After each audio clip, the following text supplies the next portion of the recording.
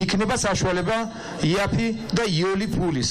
იაფი და უფასო ფულისაც კი. ეს ვიდეო არ არის უფასო ფულზე, ვიდეო არის უფასო განათლებაზე. როგორც მაშინ გატყვევდნენ უფასო ფულით, ზუსტად ასევე გატყვევენ ახლაც, როდესაც გეუბნებიან, რომ განათლება გახდება უფასო. წინა წელს 31,000 სტუდენტმა ჩააბარა უნივერსიტეტში. აქედან 11,000 დაუფინანსეს განათლება. შესაბამისად, წელს საერთოდ არ გაზრდილა განათლების ბიუჯეტი და როგორ აპირებენ უფასო გახდეს სტუდენტებისთვის განათლება 31,000 სტუდენტისთვის.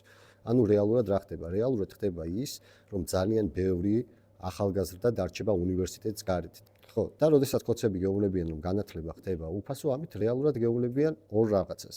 ან ქვეყნიდან უნდა წავიდნენ ახალგაზრდები და დარჩნენ ეს ხოცები, და მეორე თუ აქ დარჩებიან, მათი მომავალი დაინგრევა და ან სიპებში, ან აიპებში დაასაქმებენ ხოცები და რაღაც ხელის მუშებად ეყოლებათ ეს ახალგაზრდები. ამიტომ უნდა ამოვიღოთ ხმა და რეალურად დავინახოთ ის, რაც ხდება ჩვენს ირგვლივ. განათლების რეფორმა, გაუნათლებლობის რეფორმა არ არის მხოლოდ რაღაც რეფორმა. ეს არის ქვეყნის დანგრევის ყველაზე ესეთი ბერკეტი, რაც აქვს დღეს ქართულ ოცნებას.